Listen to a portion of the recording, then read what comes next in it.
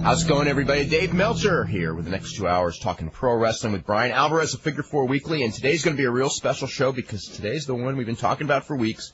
It's a tribute show for Ray Stevens. We're going to have 5 of the biggest names in the history of this industry on in just about a half an hour. We're going to have Ric Flair, Superstar Billy Graham, Nick Bockwinkel, Bobby Heenan, and Red Bastien.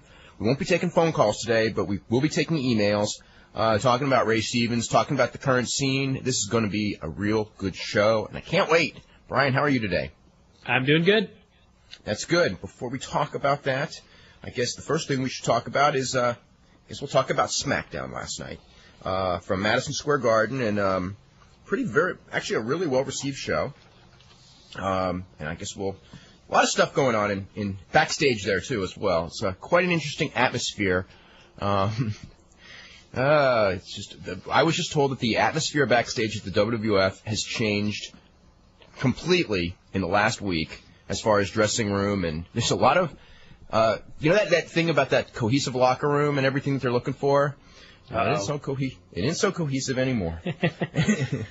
Anyway, let's... just wait. Nash will come in and he'll get everything settled. Yeah. It's just different people that came from different environments, and there's this certain, there's like that resentment. It's actually exactly the same as when Mid-South, actually there's many similarities between Mid-South when they were bought by Jim Crockett Promotions in '87. I mean, the stories I heard last night were just like, oh my God, I'm reliving 1987 again. And hopefully I don't relive the end result, because that wasn't a good end result at all. We've talked a lot about promos, though. When people cut promos, they really do a really great job when they actually believe what they're saying. And It might actually be good to have just a little bit of, a little bit of trouble backstage. Not trouble that's going to cause, Maybe Vince is causing it, playing the game. He's done it before. He is the best at that, that's for sure. Let's see. Okay. SmackDown opened. Vince and Linda McMahon came out, and Vince McMahon said that WCW had soiled the good name of Madison Square Garden, that it used to be the most famous arena, but now it's no different than the Nassau Coliseum, which I hope, for his sake, wasn't the case, because the Nassau Coliseum crowds are so dead on television, and Madison Square Garden crowds are usually a little bit better. Anyway, he talked about all the great memories. Actually, Linda said that she couldn't believe that Vince would insult Madison Square Garden, their home base. All of the great things that had happened, Bruno Sammartino and Superstar Billy Graham and all that. And then she said that when he showed all those highlights from Madison Square Garden, he forgot to show the clip of when she asked him for a divorce, and then Vince had that Vince McMahon cartoon character look. Said he no longer wanted a divorce. He's a loving, caring husband. And Linda said that deep down in his twisted heart, that may be true. So she still hasn't figured it out. Is that the deal? Anyway, but he's got his problem is his priorities are all mixed up. Vince said he's a fair man, but Linda is just trying to steal half of his money. And Linda said that since Vince had prevented WCW from getting any sort of a time slot, that to be fair, they should let WCW get some airtime on Raw. Vince said, no way. Linda said, are you scared? And Vince, of course, said that he's not scared of anything. And then Linda said, if you're not scared, we have a pay-per-view called Fully Loaded. Why not change the name of it to Invasion and have WWF against WCW matches? And Vince said, okay, no problem. So that's what happened. Then they had a promo, and the APA cut some more promos. Same basic thing, so that's what happened there. Same thing as on Monday. Edge and Christian beat Billy Gunn and X-Pac when Edge pinned X-Pac with the Impaler. Steve Austin was backstage talking about how bad he wanted to beat up Booker T. Unfortunately, this is not the week it's going to happen, because Steve Austin and Kurt Angle are not in good physical shape right now. Vince McMahon came in, and Austin was angry. Austin said that he wanted WCW match on WFTV. Vince asked him why. Austin whispered something into his ear, and then Vince said that starting next Monday on Raw in Tacoma, there will be WCW matches on Raw and on SmackDown. So they're going to start. Those guys are going to start getting That's the matches. That's going to be the first historic thing that ever happened in Tacoma. It won't be the last, because there's going to be a lot of historic things on Monday in Tacoma. So anyway, that's what happened there. In Spokane, they're going to have Booker T and Buff Bagwell and Chavo Guerrero Jr. and Shane Helms 2 title matches. which I'm real interested to see how that's positioned on the card, because I just remember when UWF was bought by Jim Crockett Promotions, and I went to a show where they were going to have UWF title matches on the, basically on the joint show, okay? It was billed as a joint show. I went to Houston, Texas, big joint show, and Ric Flair and Barry Windham for the NWA title was the main event. They had a hell of a match. They went 30 minutes. And Steve Williams and I think it was Bubba Rogers, but I don't remember exactly. But anyway, the UWF title match was like fourth on an 8-match card, and the UWF tag team title was like third on an 8-match card. And right then and there, that night, it was like the beginning of the feud, and I go, I know where this one's going. And I was right on that. Let's see. They did a taped interview with Sarah and her husband, whatever his name is, and I guess they didn't trust it to be live, and she was talking about if anybody messes with Mark, and Undertaker was real mad because she called him Mark on television, and he's not Mark, and he threw Maybe she called him A Mark. Maybe that's what it was, but he was upset, so there's trouble in paradise there, too. Let's see, so then, Vince, Austin, and Deborah talking in the locker room. Kurt Angle came in and said he heard a rumor that Booker T was going to be there, and Austin said that he's happy because he wants to beat up Booker T anyway. Albert won the Intercontinental title. You heard that right from Kane when DDP hit Kane with a diamond cutter. And later in the show, Vince McMahon blamed Undertaker for that because he was the one who said that security could not keep DDP out of the building. So that's the story there. So anyway, none of the WCW guys, or WWF B-Team guys ran to attack DDP. I don't know why, because later on, not so much later, in fact, they did. Maybe they were still having that meeting backstage. Yeah, I guess so. They were so busy having a meeting that people were running in and they didn't see it. Yeah, Spike Dudley and Molly Holly were talking, and Spike called Molly beautiful. Perry Saturn interrupted them for some reason. Anyway, Crash Holly came out and said that it makes him sick to see tiny guys like Spike Dudley wrestling in the WWF. Then challenged them to a mixed tag match with Crash and Jackie. Okay, let's see. Then they have the match. Actually, they don't have the match yet. Dudley's against the Hardys in an elimination tables match. I think that the two guys go through tables. And then Chuck Palumbo and Sean O'Hare ran out wearing their WCW T-shirts, which probably say WWF.com in the back, no doubt, right? Actually, I don't know if they said that. But anyway, they run out and they start beating them up when the entire WWF B-Team locker room ran out, and they destroyed Chuck Palumbo and Sean O'Hare. I mean, they killed them. And I was told that they killed them worse than they were supposed to because there were certain people in that locker room who believed that those guys were too cocky for their own good, and they needed to be taught a lesson. And they don't realize that they APA was out there, I'm sure, all ready to teach some lessons. And they did. Actually, they've been teaching. They did that with some other people in the last week too. Where were we? So anyway, they were killed. Rhino stiffed. Was it Sean O'Hare with a gore? Let's see, Haku, S.A. Rios, Kai and Ty, Bull Buchanan, Goodfather. They just kept beating him up. The Acolytes powerbombed them through a table, and they continued beating on him even when the cameras were rolling, or cameras were turned off for the commercial. After the commercial, the WWF locker room was shown dragging them backstage and still pounding on them. Okay, then it was Spike and Molly against Crash and Jackie, where Molly pinned Jackie. And then after the match, Crash blamed Jackie for getting pinned, and so she started beating up on old Crash. She better beat the hell out of him, because this is right before Tough Enough. Yeah, well, she does. I'm sure. Let's see, then more with Austin and Angle and everybody. And Earl Hebner comes in and says somebody from WCW wants to see them. So they all think it's Booker T and Austin's getting ready to fight, but in fact it's Tori Wilson. And Tori Wilson says that her contract with WCW is expiring, and she wants to talk to Vince about signing with the WWF for a private meeting. And then Steve Austin acted very jealous. This is a weird one, isn't it? Oh, yeah.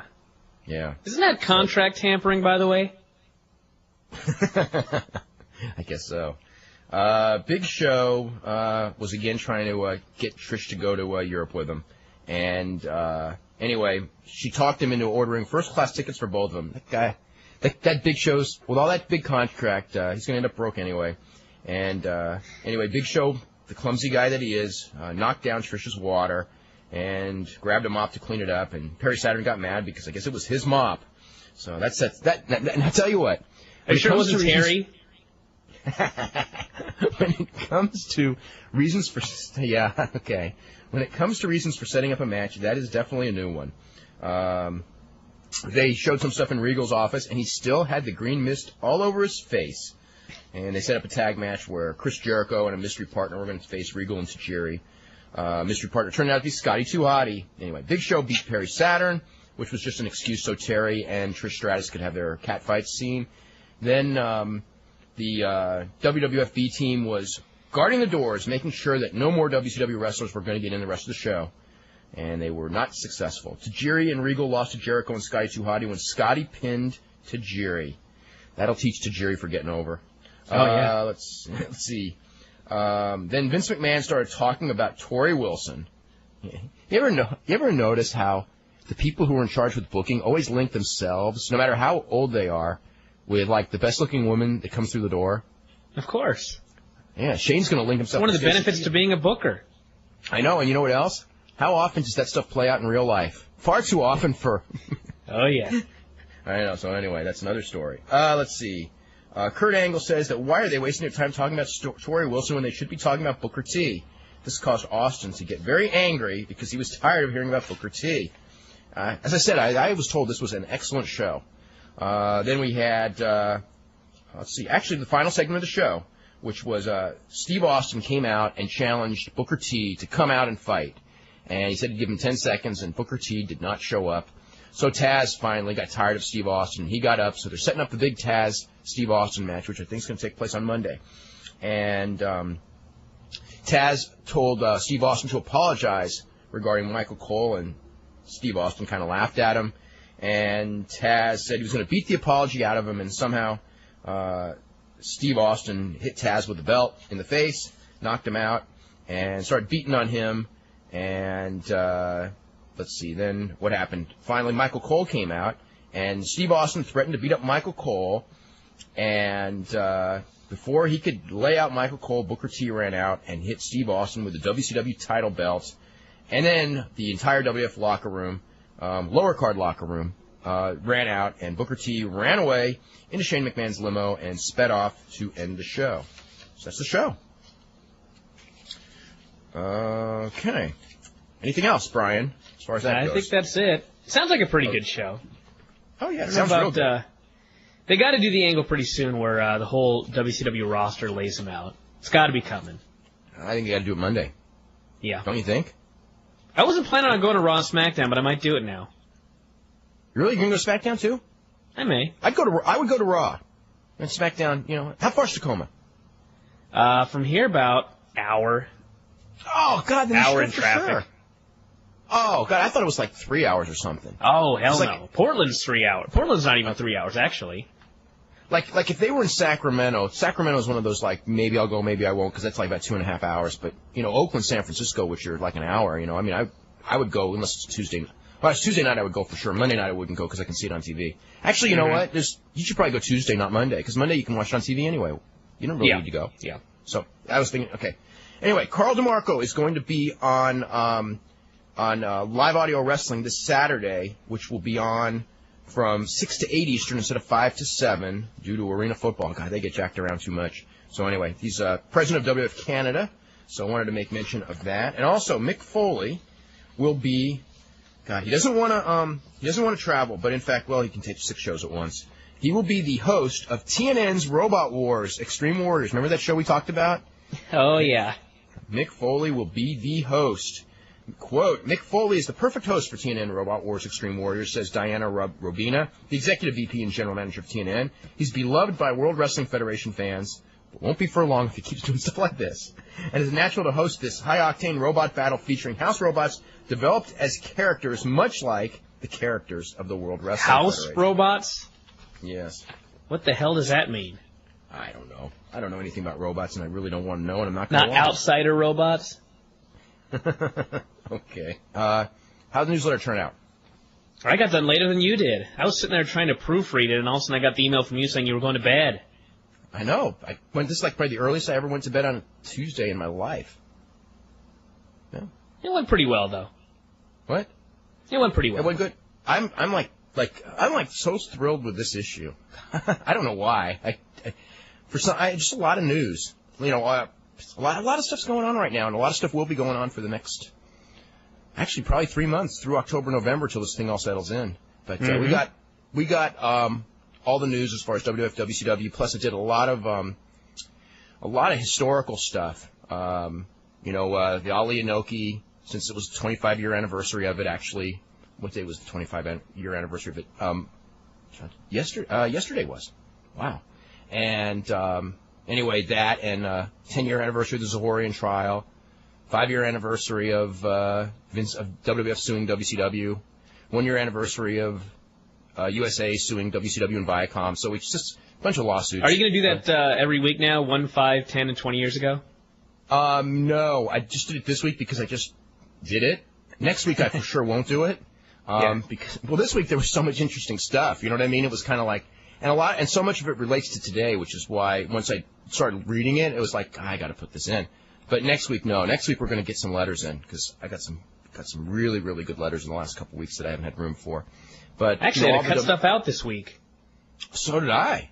It was a toss-up between the Lita conference call and the Tough Enough review, and I would Lita got the review. axe. Hey, that's what I would. That was the call I would have made too. There was nothing in that Lita conference call. I know. Really. So, you know, yeah, Tough Enough review, all the Japan news. Anyway, there's info on the website WrestlingObserver.com on how to subscribe to both Figure 4 and Wrestling Observer. So anyway, there's that. Scott Hudson was contacted, and in fact, I think he may be flying up to Stamford, Connecticut this week. So that's for those of you interested in who may be announcing at WCW. He's one of the maybes. In fact, I guess by the fact they're flying him in means that they're going to take him. So anyway, this is from Keith Morrison, who says, here's a couple of news items that I may have read somewhere on the Internet. It says, Bill Goldberg has negotiated by the way, this is all a spoof, so please do not take any of this seriously. Bill Goldberg has negotiated a contract with the WWF. Goldberg will sign a $3 million contract, but he will not be wrestling. He will do a Brother Love segment from his living room couch.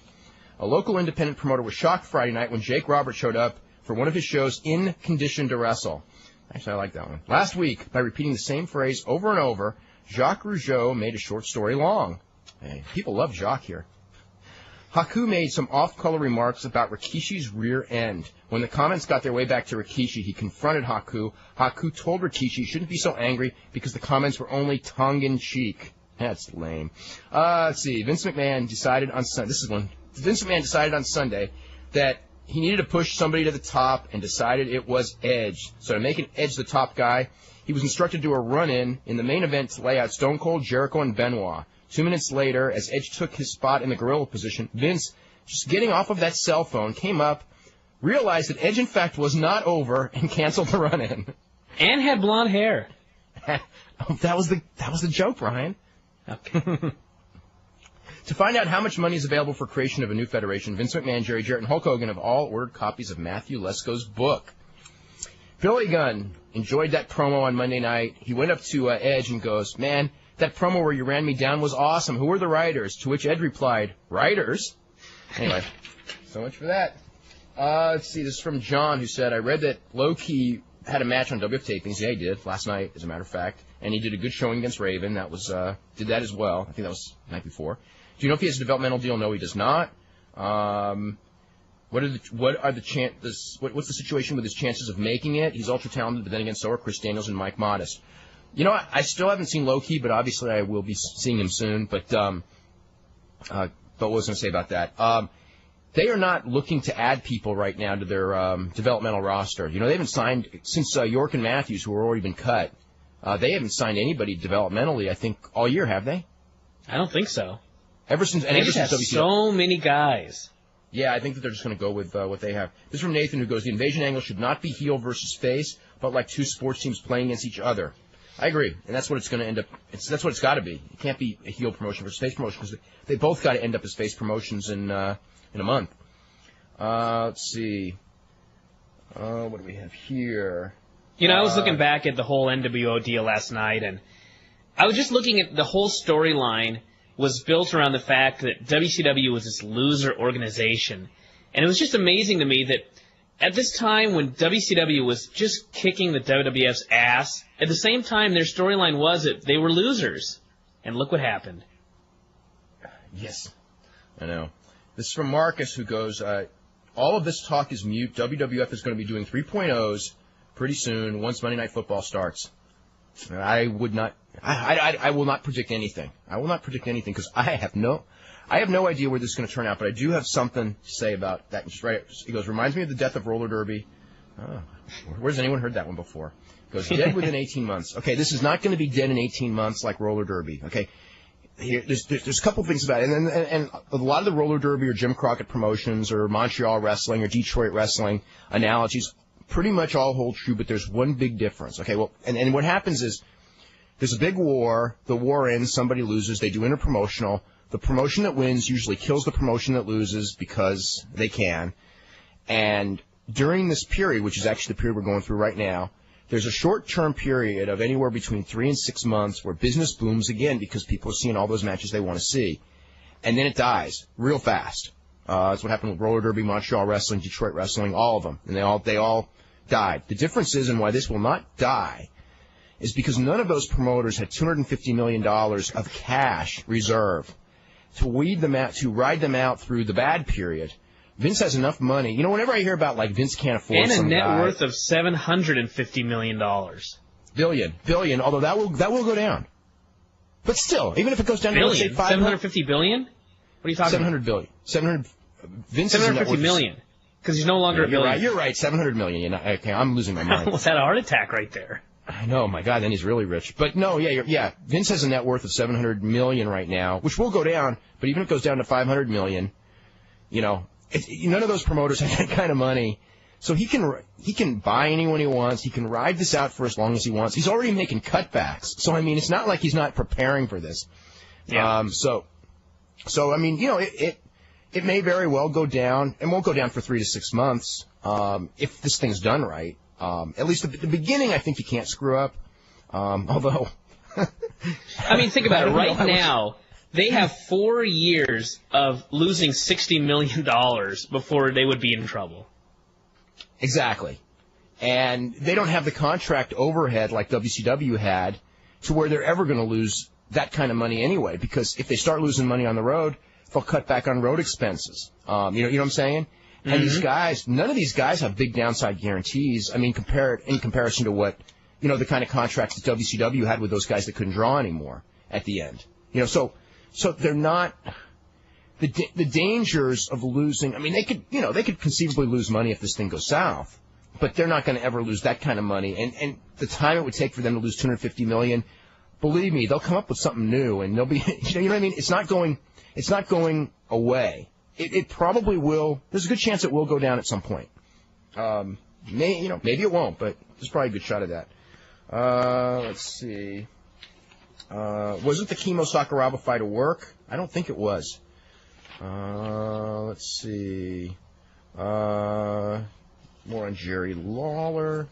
Jerry Lawler. Why would you want to do a work where you just get your ass handed to you? Why not just try to do a shoot? Yeah. What is your take on Rob Van Dam? I stumbled on ECW a year ago and I was amazed at his talents. I grew up watching WWF and WCW. I feel Rob Van Dam is the best wrestler currently in the business. Brian and I will not agree with that one. I don't think you watched enough ECW. Yeah, he's a very talented athlete, but far from that. He goes, I also like Tajiri. Tajiri's awesome. Let's see. This is from Mark Hodgkinson, who goes, perhaps as a Canadian, I'm a homer here, but what does it take to get Chris Jericho in a long program to make him a dominant headliner? A different promoter. He can work long matches. A different son-in-law. He can work long matches, short matches, aerial matches, submission matches. He's willing to do the job without complaint. He has mic skills. You know, his mic skills have gone down, though. He's too catchphrase reliant. They've gone down because it's the same old, you know? Yeah. He gets great face pops. He can get great heel heat. I can go on. Suffice to say, I see his program getting changed on a weekly basis despite all his talent. No other dominant headliner was given 2 weeks to prove his stock before being dropped back to a mid-card status. That is true. Funny you notice that. Yes. No more limping old punch fests from Austin Kane. Why do people always rip on Austin? I mean, he's got bad knees, but my God, you know? That guy's great. I just think that Steve Austin works so hard. And, I mean, he's not, you know, Chris Benoit, but, I mean, it's like his mic skills are great. His acting is great for wrestling. I mean, you know. I think there are certain people that for some reason it doesn't matter what the quality of all their matches are. people just see them as not being good. It's just like Rock, Steve you know. Austin? Steve People till Austin's the always- day that Rock dies will say that guy's not a very good worker, but he just has string after string of good matches. And is it always that's the other guy? Part of it is also because I don't know, like Rock isn't super versatile, but God, I mean, he moves like an athlete. It's just the key is He if you knows have what great- to do. He knows when to make his comeback. The people are with him. That's so much a part of it. I mean, great. You can have Chris Benoit in there with Billy Gunn. Look at the guys that Billy Gunn has had a chance to work with, and he still can't have a good match.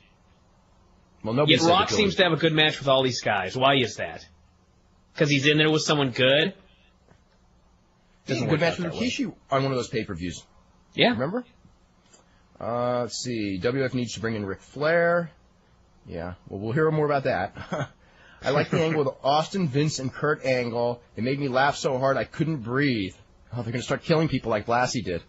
The angle with Edge and Billy Gunn was really funny. Yeah, it was hilarious. When Billy Gunn talked about the stuff you say about him on the show, I was laughing. Okay. I know bringing Scott Hall back is a bad idea, but if they could put a punishment clause in his contract, like that he has to pay the WF $1 million if he does drugs or alcohol. Yeah. Oh, they'd sign him in a heartbeat because that's money in the bank, right? Oh, God. Or let's see. alcohol. Yes, Scott, you may not have a drink at the bar, or you owe us $1 million. Yeah, He'd well, be Scott- signing that thing immediately. Scott is not drinking alcohol these days, and that's not a sarcastic remark. He really isn't. Okay. You don't believe me. Anyway, this is from Peter, who says, with the recent merger of WWF and WCW, if WCW gets its own television slot, what are the chances of WWF selling the show overseas? Like 100%. Okay?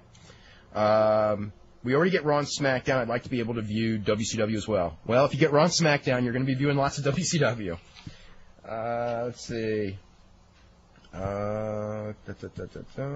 SmackDown was everything Raw. This is from someone who attended both shows at the Garden. SmackDown was everything that Raw should have been. Given all the injuries, SmackDown played out great. The beatdown from the WWF wrestlers on Palumbo and O'Hara was great. Albert and Kane had an impressive match. Wow, that's something to see. Kane did a standing hurricane. I heard run. Albert went for a power bomb, and Kane turned it into a Frankensteiner. Yeah, that's the spot he just talked about. Wow. Yeah. Kurt was hilarious. Elevated or not, he works great with Austin and vignettes. The two worst wrestlers from Raw, Billy Gunn and Big Show, were in interesting spots on the show. Vince's interview at the beginning was good, but it was too long. The Torrie Wilson thing was obvious, but still interesting. The final angle was okay, but I felt Booker T should have attacked him face up instead of from behind. Well, I think that, I don't know. They did a good What job. was the of Billy making- Gunn thing? I don't even remember. I guess just the tag match. Oh, okay. He worked the tag match with X-Pac. They kind of redid DX. That's kind of weird, too. Let's see. Let's see. I listened to your show in the UK. It was interesting to hear what you said about Booker T. Forgive me if I misinterpreted what you said, but it seemed you were saying one of the reasons Booker T got such a push in WCW was because he was black. You did not misinterpret what I said. That is true. I happen to think that along with Scott Steiner and Bill Goldberg, Booker T carried a weak WCW over the last year. I'm not denying it. I'm just saying that was one of the timing reasons. He has great ability. I think he can really match Austin one-on-one in the feud. Well, he's got a ways to go. Maybe he can. He's good. He's a great athlete. He's one of the few black superstars to emerge on the scene in several years. Let's hope his talent is not wasted. One could say over the years, WWF has hardly developed the full potential of his black performers. Take Ron Simmons. In WCW, Take The Rock. I knew you were going to say that. I know it's hard to believe that man's black, but it's true. And that's right, and they have certainly given him the chance. In WCW with Butch Reed, he was part of one of the most intense and physical teams in wrestling. Dude, they weren't that good. With the Acolytes, the WWF has a team that has the potential to look just as devastating, but they're never given decent angles to work with. Yeah, I don't know. Historically, the WWF has never represented Black America with any great light. Look at Virgil, for instance. With talented performers like Booker T and Ron Simmons in the Federation, now is a perfect opportunity to address that issue. One thing real quick about looking devastating in wrestling. I'm not a big fan of looking devastating by really beating the hell out of your opponent. Like Acolytes just killing some guy with a clothesline or power bombing him as hard as they can. So, I just don't like that. Let's see. What do you think about a match next week between Palumbo and O'Hara against the Dudleys? I think we'll be seeing it. I think next week would be too soon. Yeah, I could see that one on the pay-per-view. I mean, I don't know it. I just heard I heard, let's see, what did I hear? 5-on-5 and then another tag team. You know, I think they're kind of like, I don't think the names are decided on yet. They could be, but let's see. For some reason recently with what they've been doing, I doubt it.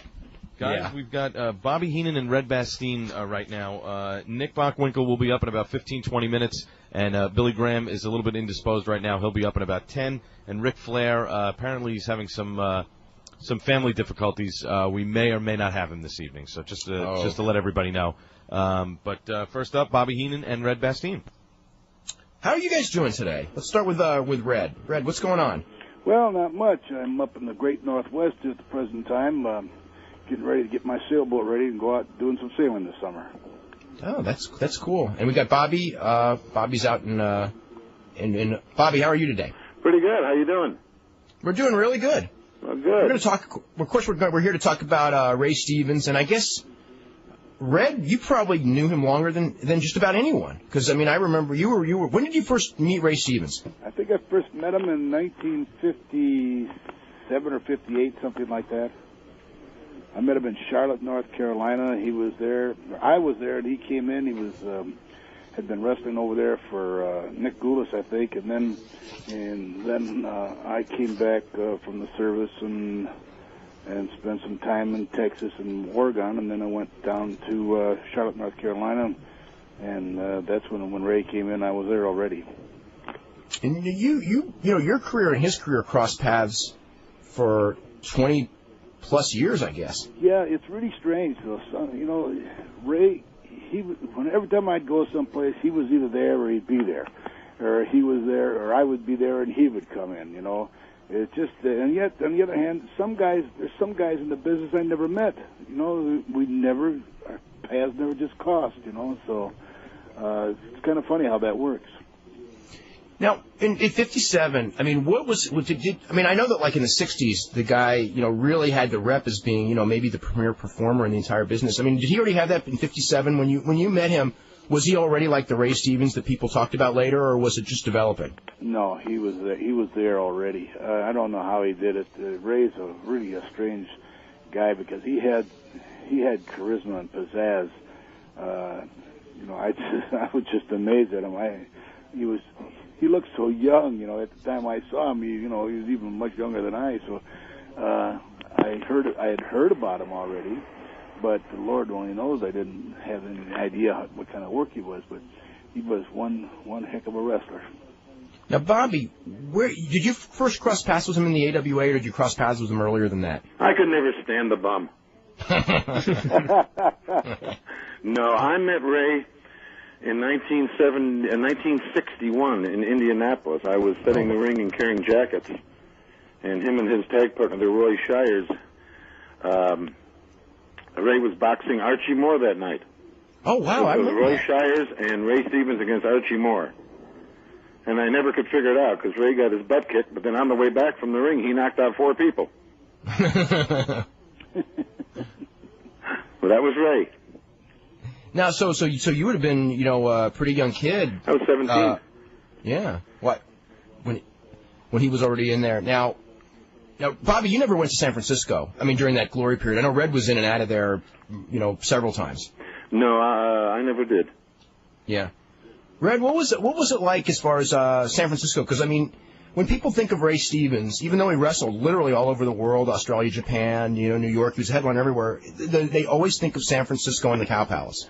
Well, he was there for so long, you know, that's where his home was after a while. When him and Roy Shire left Indianapolis, they went to San Francisco and they were running opposition to, what was the guy's name down there? Joe Malkovich? Yeah. And so that's where he stayed. After that, that was his home, you know, for many, many years. And I guess he liked it there because he was making money, I guess. Well, just like for years you talked about New York, first name that came up was Bruno. Yeah. You talked about wrestling in California, San Francisco was Ray Stevens. Speaking of Bruno, what was the story with him beating Bruno for the WWF title in San Francisco? What did they do there? Was it like a count-out? I don't know. Okay, that was a match in '67 in San Francisco, and Ray Stevens held a belt. I think he held one of the belts, and they brought Bruno in to defend the WWF title. and they had a match at the Cow Palace, drew real big, and Ray won by countout. And in San Francisco, by the rules of the, that Roy Shires went by, a countout was the same thing as a pin. It was like, whatever, it was a win. But by the New York rules, a countout was not a win. It was like a DQ. So Bruno kept the title, could go back. But then in San Francisco, they could say, Ray Stevens just beat Bruno Sammartino. So it was basically face-saving for both sides. Okay. And, since Bruno wasn't going to be there all the time, it made sense for Ray to win, if you think about it. Yeah. Now, Red, when you were in San Francisco on and off, what did Stevens have, I guess, that maybe that the other wrestlers didn't have, or what made him so special as a performer? Well, he had it. We don't know. We're not sure just exactly what it was, but he had it. Just to give you an example, for so many years he wrestled in little towns, like Modesto, California. They run that town every week. And we're talking about guys that can draw. Ray Stevens drew in there for 10 years straight. He's in there every week. They mix him up. They give him a tag team partner. It's a six-man tag match. They did everything. And he was always there. And he always had a house. And no matter who got there or who came in, he always made it. He always ended up being a top guy, which he was. He had so much charisma in the ring there that people just either loved to hate him or loved to love him. You know what it was, I think, too, Red? What? I think that there's a lot of guys in our business, and you know this. They don't want to go out there and work unless they're with the top guy. Yes. And when you're wrestling, like, say, Bruno in New York, you fly around for him. Yes. Stevens would do that for Frank Monte in Modesto. Ray never shortchanged the people. When they went to see Ray Stevens, they got their money's worth. Absolutely. And that's what it was. He gave him a main event match, no matter who he wrestled. Oh, no, I remember in Red, you would know this. Ray Stevens could make, the lowest guy on the totem pole, so to speak, and make you think that guy was a world-class top worker. That's right. He did it all the time. Yeah. He did it all the time. I remember seeing guys that, barely could lace their boots in their first few matches that were basically television cannon fodder that everybody else would walk through in 3 minutes, and Ray Stevens would go out there for 8 to 10 minutes with a guy, and, you would go like, whoa, this guy's going to be a superstar someday, about the other guy. And then they never were. Well, we're in a tag match one night in Rockford, Illinois, Ray and I. It was, some nights, I don't care what you do, they're dead. And Ray had my Via down and was choking him. And the crowd was just dead. And Ray says, watch me switch gears. And he started choking my Via, and his hair started flying, and his eyes got big. And he just kept choking him and choking him. Finally, he had everybody in the place standing because he shifted gears. He could really get it. Now, you became, Bobby, you became really affiliated with Stevens in the AWA with Nick Bockwinkel and Ray Stevens tag team, and as AWA tag team champion. So you were traveling with him, for what, about a couple of years there. Oh, yeah. I came into the AWA first time in 66 or so, or 67, Larry Hennig hurt his leg, and I went in to manage Harley for about a month. And then I went in there for good in 69 with Blackjack Lanza. And around 71 or 70, Ray came in. And I was finishing up. I'd gone to Japan. I was just coming back. I was going back to Indianapolis. And Ray had teamed up with Nick. And then I went to Indianapolis until 74. And then I came back to Minneapolis. And that's when I teamed with Ray and Bockwinkel. And, Red, you were there during that period with Crusher and with Hercules Cortez and people like that. Yes, I was, as a matter of fact. So you were wrestling. Basically, when he first came in, you were probably just about his number one opponent. Yeah, I worked with him a lot, that's for sure. And he came at a time.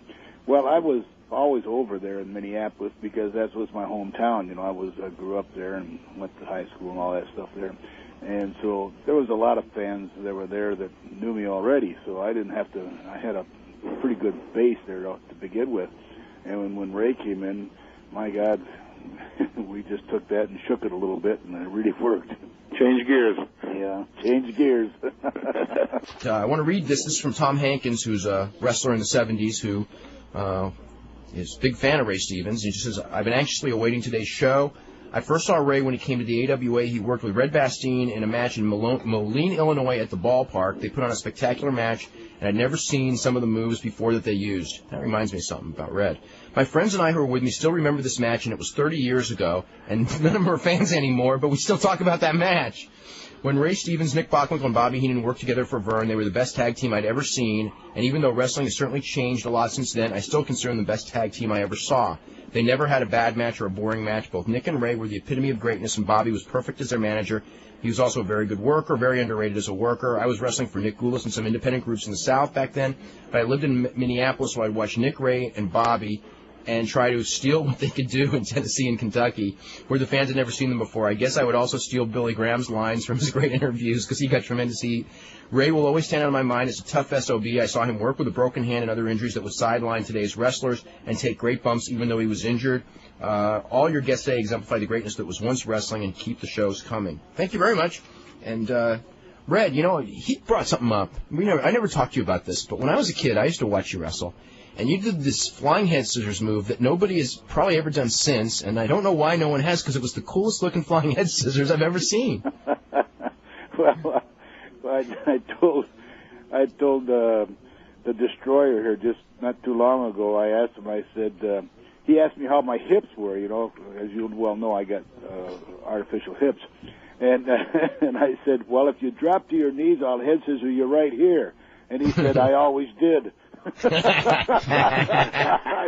Oh, man. Big build-up for a big letdown. No, but have you ever, because I know you trained a lot of guys, I thought with all the high flyers that we have in wrestling now, I never saw anyone, I've seen people do a lot of great moves, but, I've never seen anyone duplicate that one move. Well, I haven't seen it either. And I don't know why. It wasn't all that difficult because I see some of these high-risk moves these young guys are taking now, and I tell you, I'm a god. I just don't understand how they can do all this. I'm sure that their careers are not going to last as long as mine did because they're taking some career-ending moves there that I wouldn't even do, I'll tell you something about Red. The move where Carpante would stand on the top rope and flip to his feet in the middle of the ring? And all the stuff you see the Mexican wrestlers do, Red Bastien could do all that stuff when he was in the ring. He could do everything they could do. Yeah. Thank you, Bobby. Bobby, before we got Billy Graham on the line. We're gonna get to him in just a second. Bobby, I want to ask you one thing because you were a big bum taker in your day, and your neck hurts real bad, and you had all the neck problems and everything. If looking back, and if you had advice for some of these younger wrestlers, what would you tell them what you could do and can't do, and what you would stop doing just for their, so when they get to be your age, they're in one piece, so to speak. And then, Red, I'm kind of curious about what you would say about that as well. Okay. Well, you can't tell a guy anything. They're going to do what they want to do. People used to tell me not to take all those goofy bumps and stuff, but when you get in there, you just do it. You can't tell them anything. Don't forget the equipment we worked on in those days. A lot of the rings were boxing rings. They were rings that belonged to the armory or some buildings. They weren't kept up. They were pieces of junk. And it didn't have good quality equipment to work on. The guys I would tell them now, I'd say, instead of taking 35 bumps a night, take 3 good ones at the right time. Learn how to perform. That's the best thing you can tell them because they're going out there and they're taking all those high-risk moves, and after you've seen about 10 of them in a row, they don't mean nothing. Ray, and you don't remember the previous 9. Yeah, you can't remember back that far. Red, do you have any thoughts on that? Yeah, I agree with Bobby. I see some of these moves that they're doing, and they're life-threatening, and I don't think they're necessary. Personally, the people don't come there to see someone get killed. No. They come there to be entertained. I took a bump one night out on the table, over the top rope, just to land on the table. And the table broke, and my leg went through it, and I cut below my knee to the shin, to the bone, because it's a Formica table.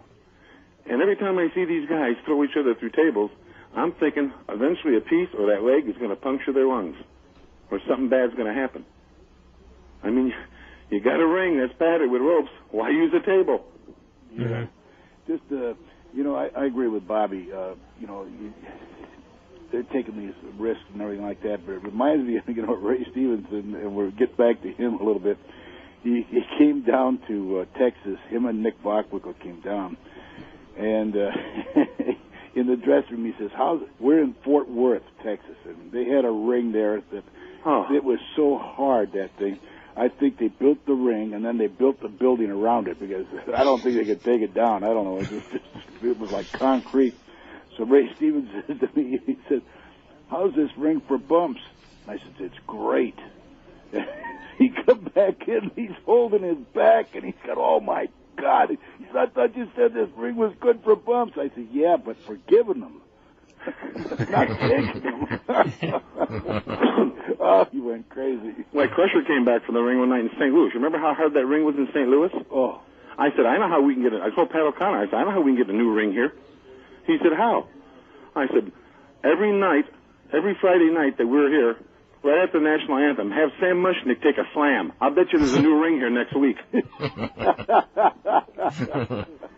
How did Ray's body hold up? Because he took some pretty incredible bumps for that time period. Crazy glue and Scotch tape.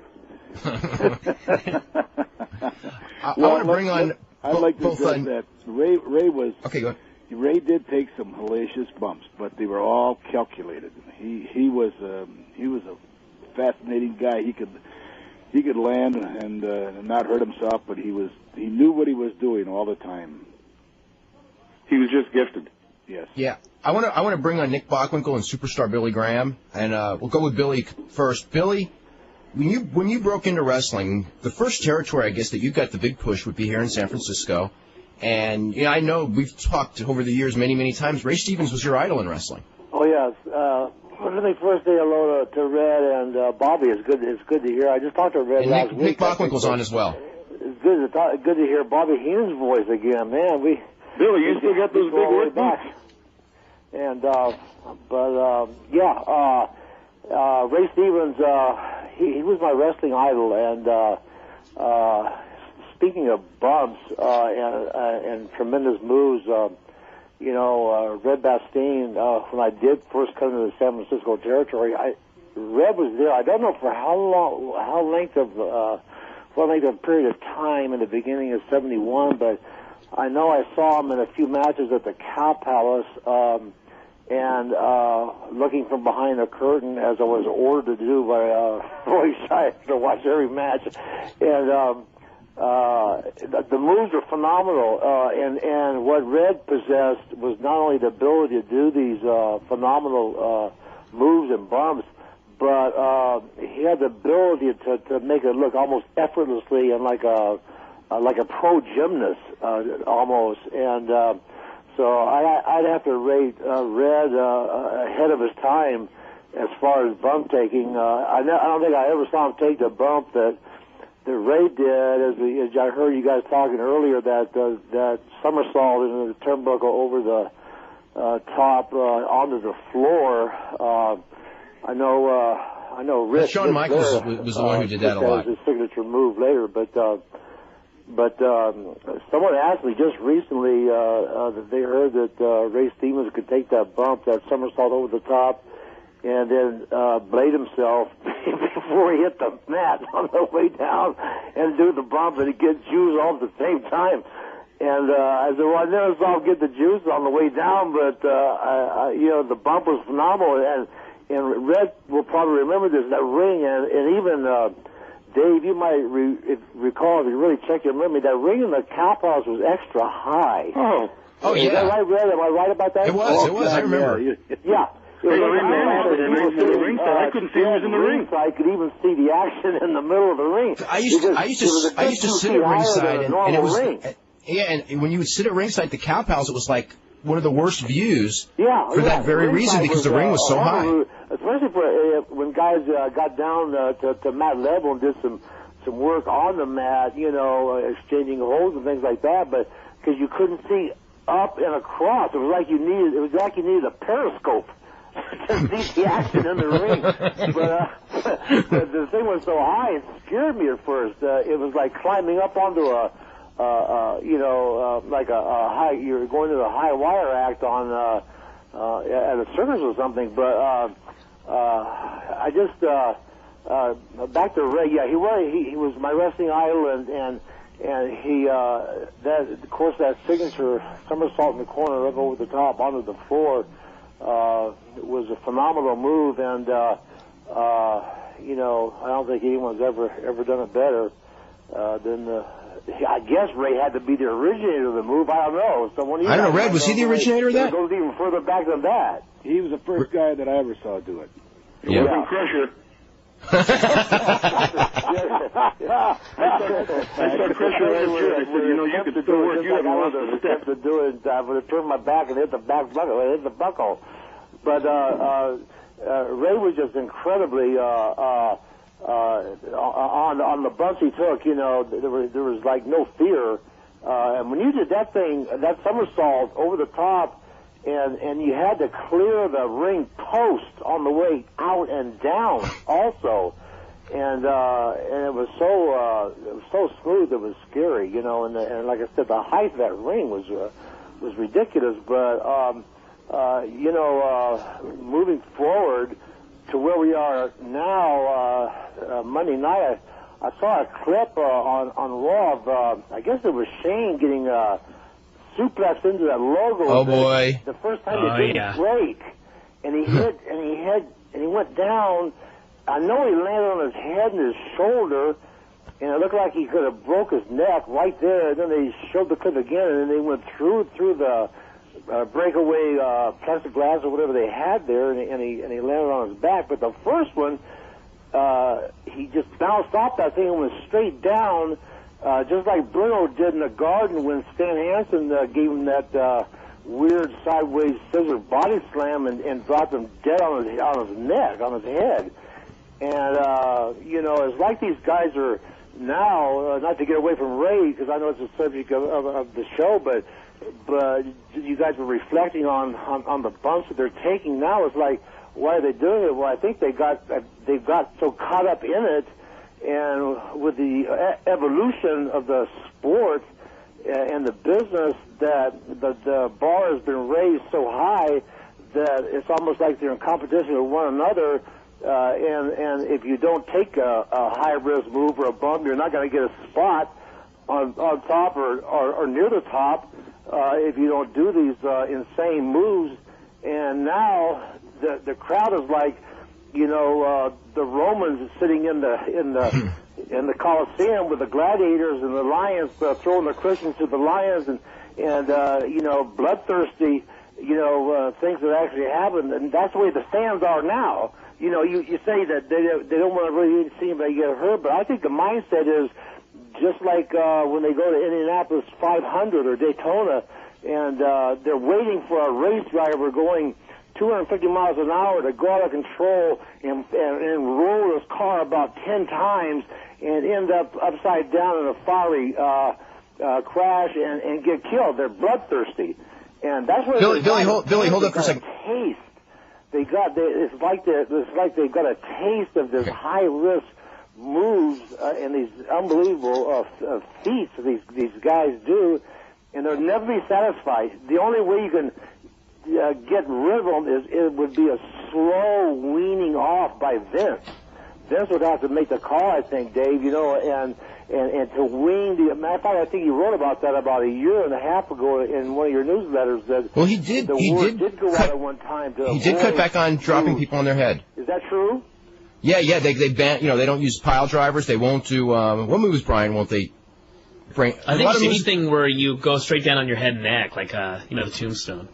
Yeah, the various forms of pile drivers, because you almost never see them, and when you do, it's always for like a special reason. Right. You know, Billy, hold up a second. And another move that right at the beginning of that show of Raw on Monday night, the match where they went back in the the hardcore match. The two guys and they gave each other all the bumps on the floor on the aluminum ladder, and then he put the two tables together, and he went up and on top of the ladder and gave him the big elbow drop on top. That's Test Rhino. The tables split apart. He put the tables the wrong way. They went right between the tables and landed like full force on the cement. I thought they were going to hit for a spot for a table to break, but maybe they had a plan for the tables to split, but that looked like I doubt it. horribly dangerous Yeah, move. And they showed the replay, and the tables flew apart,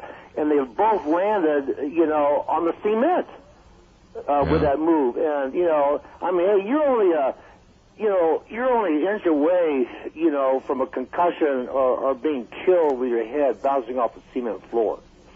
I mean, I want to get Nick Bockwinkel on real quick. Nick, how are you doing today? I'm doing just fine. How are all you guys? We're doing really good. Glad to hear your voice. Sir Robert. How you doing, Nick? Billy. Hi, Nick. And Nick, when did you first cross paths with Ray Stevens? I mean, everyone probably remembers the best in the early 70s when you guys were a tag team for many years, but you crossed paths with him long before that. Right. That would have been Indianapolis, Indiana, 1959, 1960, when he was part of the Shires brothers. And at that time, Jim Barnett was the promoter in Indianapolis and in the surrounding area. And so I was teamed up with Joe Blanchard at that time. and Ray, like I say, was teamed up with Roy Shires. And when he came to the AWA, you guys were hooked up pretty quick. Whose idea was that? Was it your idea, his idea, or Vern? That was Vern and Wally came to me, and I'm sure they went to him, and they said, "Would you mind being teamed up with Ray?" And I said, "No, not a problem," And likewise, I'm sure they asked him, and so boom. And then in short order, I think Sir Robert, didn't you and Lanza, he went someplace, and then Jack and I left in 71. And I came back in 74 and managed you guys. Oh, you came back in 74? Yeah. Okay, so then then he teamed up Ray and I, and then I guess it was in 74 when Bobby came back that he then teamed. He put Bobby with they put Bobby with Ray and I, and then we had a nice run for about 4 or 5 years then. When you guys teamed, you were like AWA Tag Team Champions several different times. Correct. But you actually pretty much, I would say at that period, had the rep for being, the premier tag team in pretty much all of wrestling. You went to Florida, Texas. There were a lot of places where you would come in during that period. This was true. I guess for whatever reason, we were good enough and established a strong enough rep that we went to Florida, and we went down to Texas quite a bit. And this was, I think, then before Bobby came on board. This would have been before 74. So that in 72, 71, 2, and 3, we did go to several different places, which I think was a compliment to both Ray and myself for whatever the reasons were that we were getting the job done. Now, later, you, of course, became the singles world champion of the AWA, so it made for the natural rivalry. You had many, many matches. How would you rate, and Ray probably would have been, by this point, past the age of 40, how would you rate Ray as far as your opponents and everything like that? As far as I was concerned, I considered Ray to probably be the premier worker that the profession had.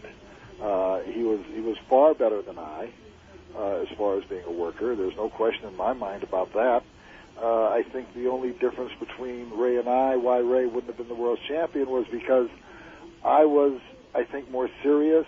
I dedicated myself more to wanting to learn and do my own thing and establish my own entity.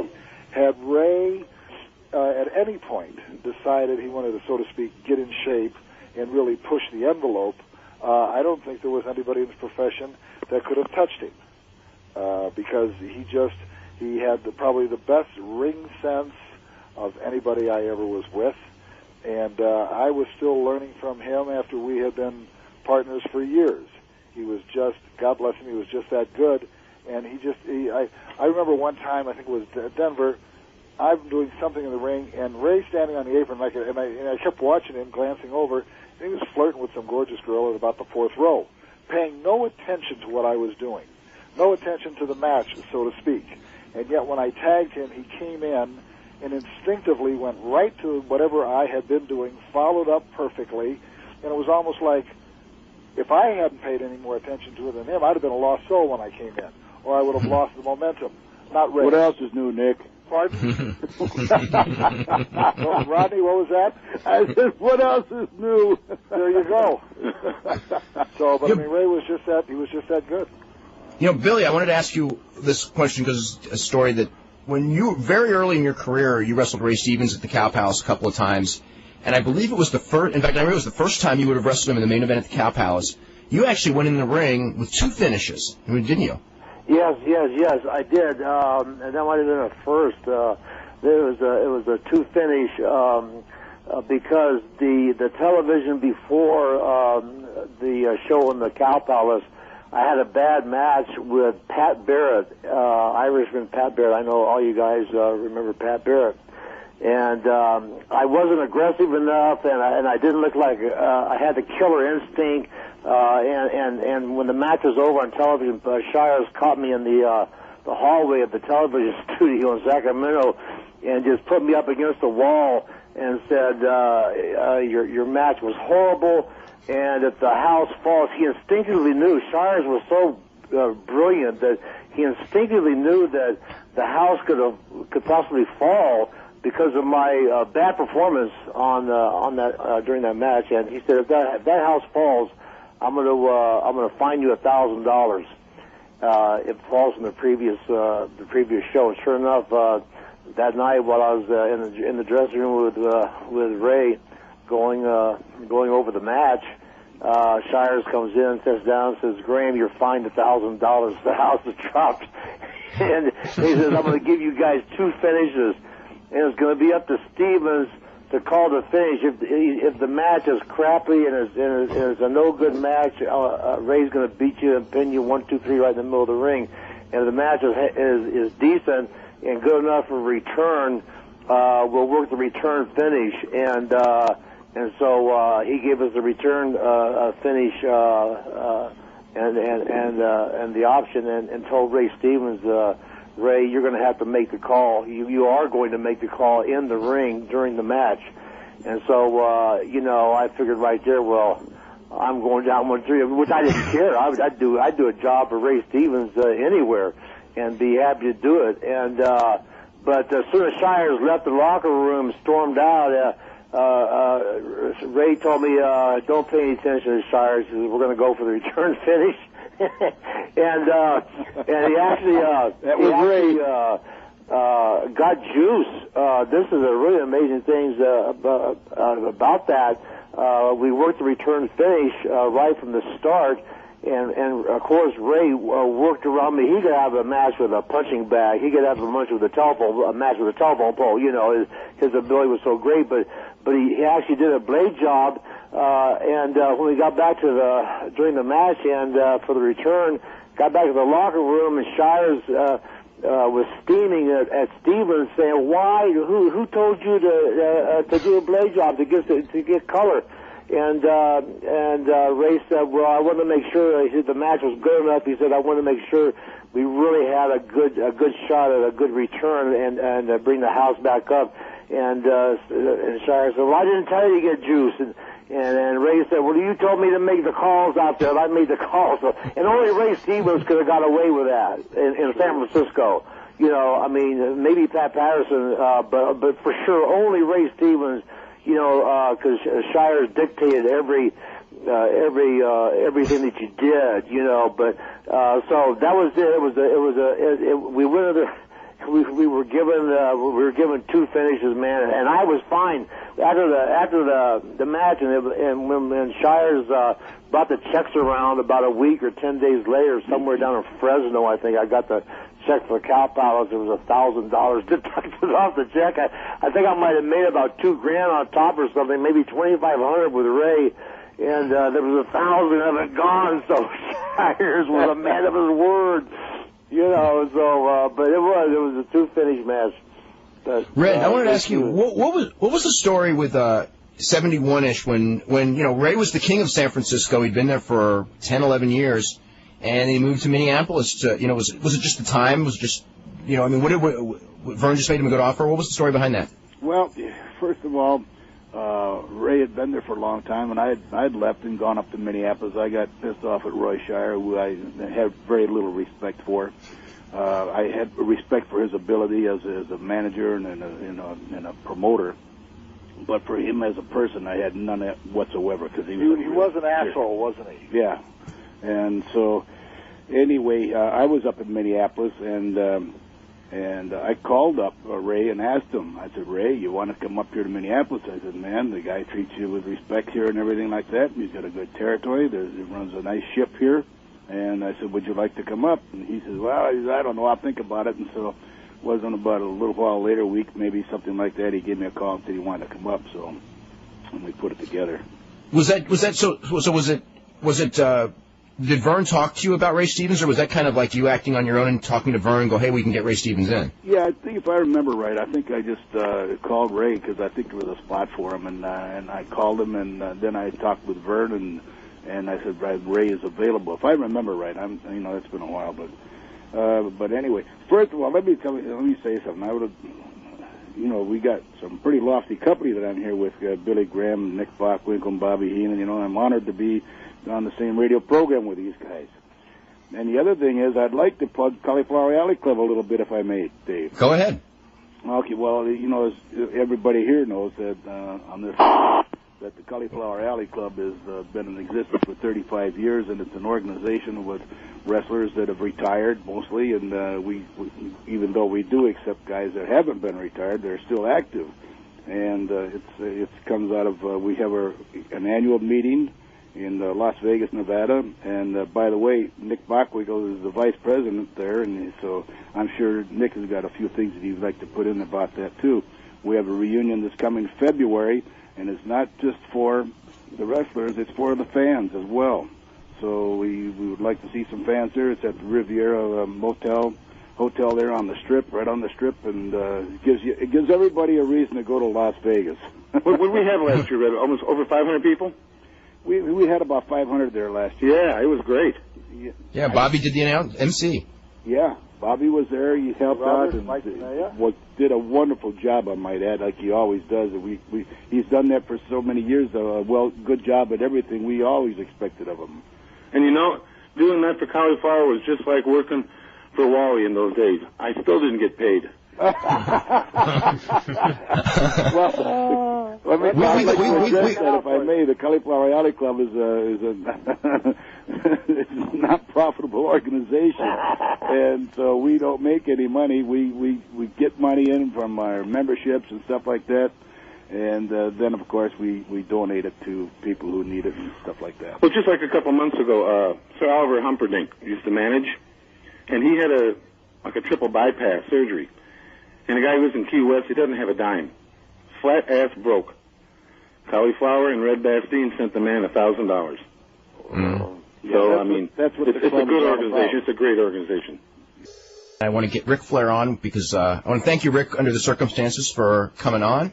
I'm glad to be with you, Dave.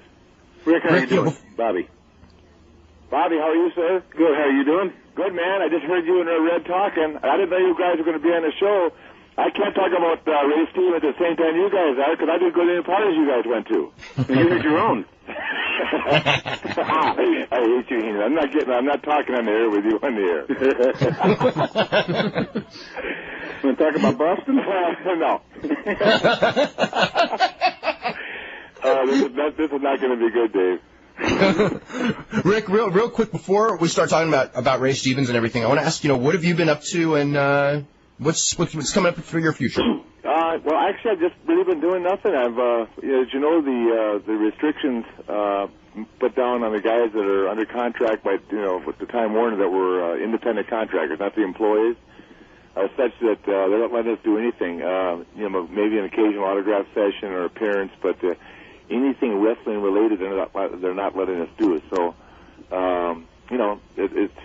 it's a big part of my life that I miss, but at the same time, I was very fortunate to still be getting paid by him, and I'm just having a good time with my kids. I mean, I've been real active with them a lot in the last couple of years, and now I've got 7 days full access to them, sometimes much to their dismay, but I'm having a good time with them, and it's just been a great summer so far. So I'm not really worried about it. I think that, as wrestling business always seems to work its way through any kind of problem, and God only knows between Bobby, myself, and Red, we've seen a lot in this business, and somehow everything works out for the best. And if it's meant for me to be back in it and working with those guys, it'll happen. I'd like to be there, but if it doesn't, it won't be the end of the world. I had a lot of fun, and I had a great what I think was a great career, and had the good fortune of meeting and being around a lot of guys like the two guys you have on the phone tonight. And we also have Nick Bockwinkel and Billy Graham on the phone too. All right, Nick, Billy, how are you guys? Good. Hi, Rick. How you doing, buddy? Yeah, there's the two more guys, and I mean we've seen it all, and I think they know the business goes through cycles, and I feel like whatever's going to happen will be good.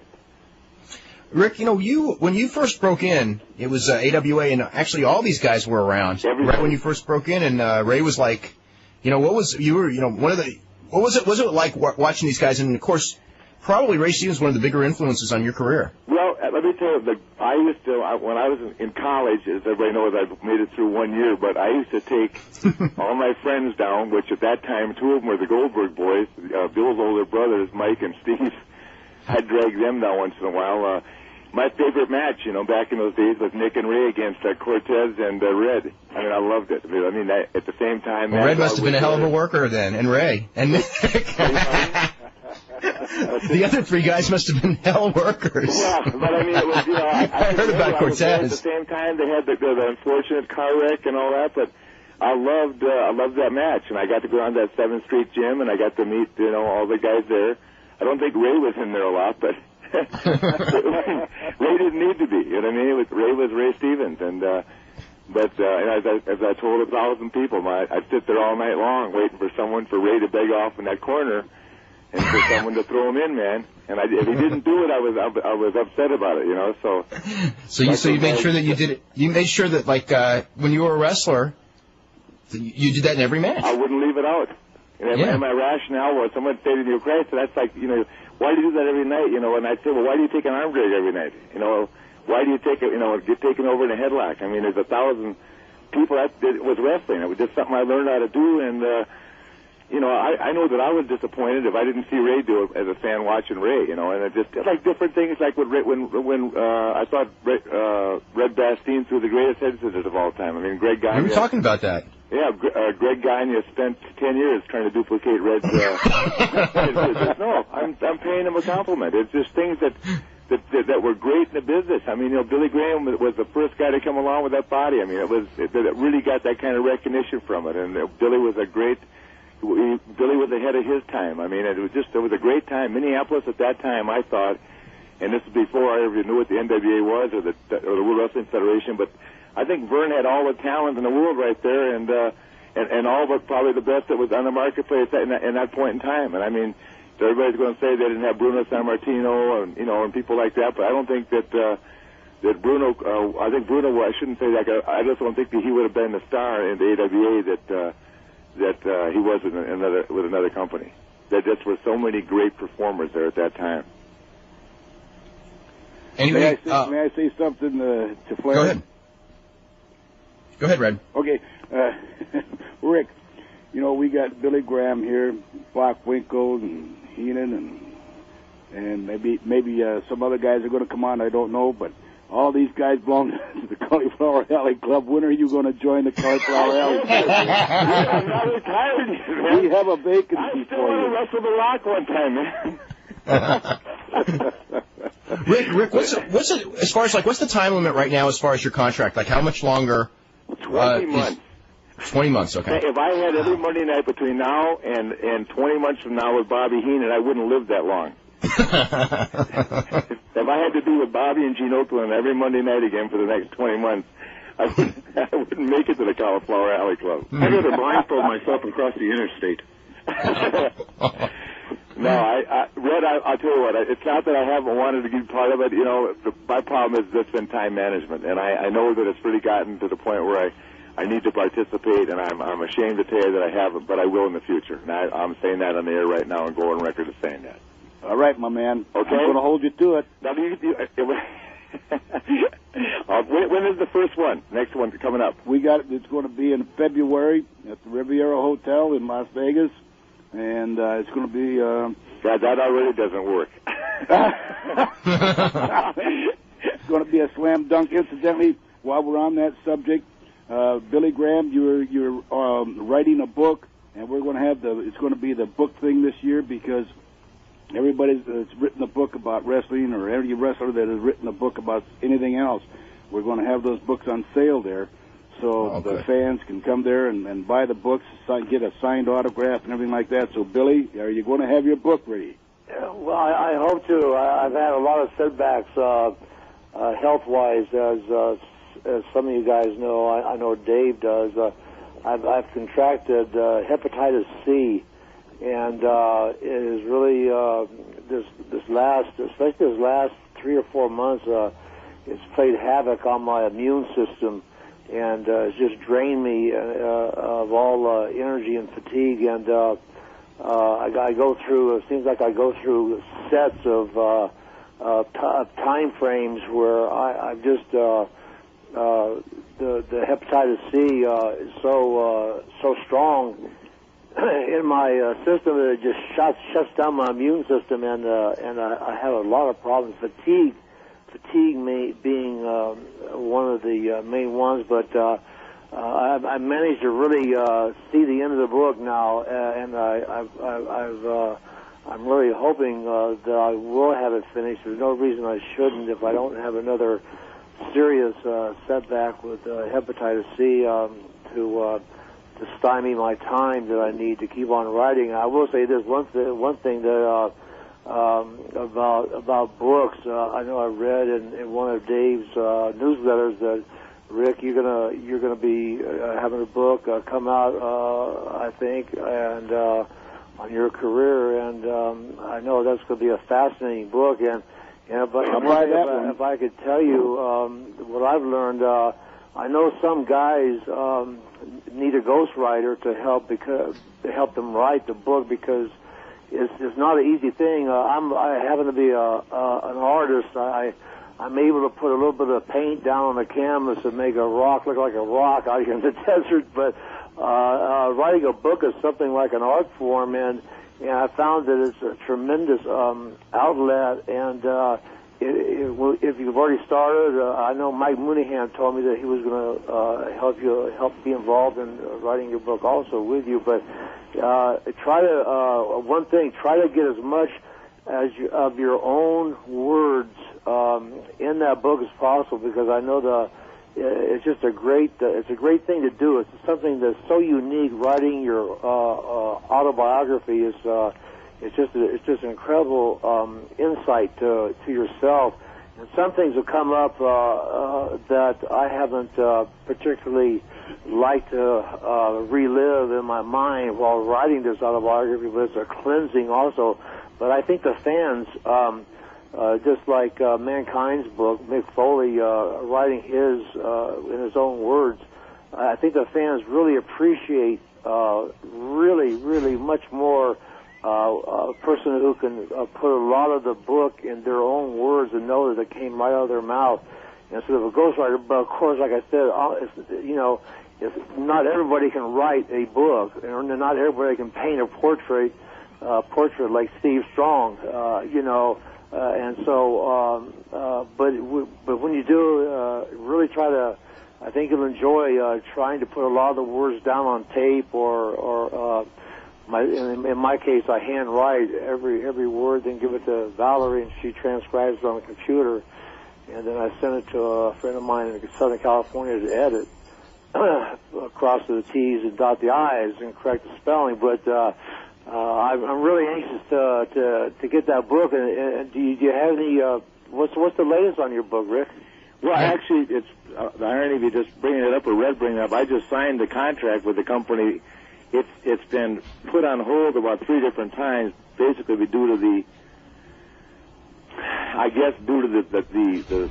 difference in structure of the wrestling business per se, and then the fact that I was with a publisher that published another book that didn't do very well. So my agent is out there. A fellow by the name of Barry Bloom was done a nice job for me. They found another publisher, and I actually started to work on it, as Dave knows, about almost maybe 8-9 months ago, and then the deal with the publisher changed around, and I wasn't happy with it, and I just kind of thought that the marketplace, just being a wrestler and being a fan and being someone that was pretty close to the business, I thought the marketplace was stale on books, period. So I kind of lost interest in the project, but they talked me back in, they talked me into doing it again. So we're actually going to start on it in the next couple of weeks again, and you know, good. I have to have it ready by March 1st. But a lot of what you're saying, I'm aware of, and the first couple chapters were you know, pretty much stuff that I just said, you know, off the top of my head and just in memories, and that's the hard part about the business. The best part about the business you can't write about, because either you'll get divorced or people think it's science fiction anyway. So, yeah, and that's the God's honest truth. If I tried to tell them a night I had out with Ray Stevens once in a while, people think I was a liar. Or no, you'd be indicted. Huh? Stranger than fiction. Yeah, I mean, we had so much fun, and the business itself was just so much fun. I mean, the collection of guys. I mean, we got Nick on the phone, and Billy Graham, and Red Bastien, and Bobby Heenan. And let me just say something about Bobby Heenan. I'm not trying to stray away from the subject, but as much time as I put in trying to learn how to do raise bump, I did with Bobby and could never do it. And that bump that Bobby Heenan took for 20 years, or about 25 years, backwards over the top rope was another phenomenal part of our business for me. And Bobby knows that, because Bobby was trying to teach it to me in 1991. And finally just said, forget it. If you can't do it after 25 years, you ain't going to learn it. I told you how simple it was. Pretend you're at home and try to get over the fence to get out. Same thing. You know, speaking about books again, real quick, I really hope you're able to finish it, because I know there'll be just tons and tons of fans who would want to read your autobiography. Well, thank you, but I'm going to work hard on it and do it. I spoke with Bret Hart some time ago now, and he told me, you know, concerning his autobiography, that years and years ago he had planned on writing a book. He had really had great insight, and that he had audio taped many road trips to different towns. Is this Bret? Are you talking about Bret Hart? So he has a tremendous library of audio tapes going back years and years when he first started for his father in Calgary. So yeah, you are talking about Bret Hart. Okay, so make that clear. Yeah, because Bret Hart had told me that he had taped a lot of stuff. Yeah. Did you know Stu Hart wrote a book? No. 200 pages of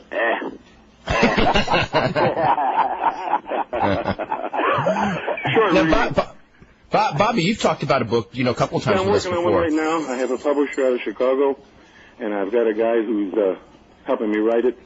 And I'm just telling him there's two kinds of books. I want to do one about my life, my family, how I grew up, what happened to me along the way. I also want to do a wrestling book about the stories and the fun. And like Rick was saying, or Billy was saying, you can't really tell all the stories.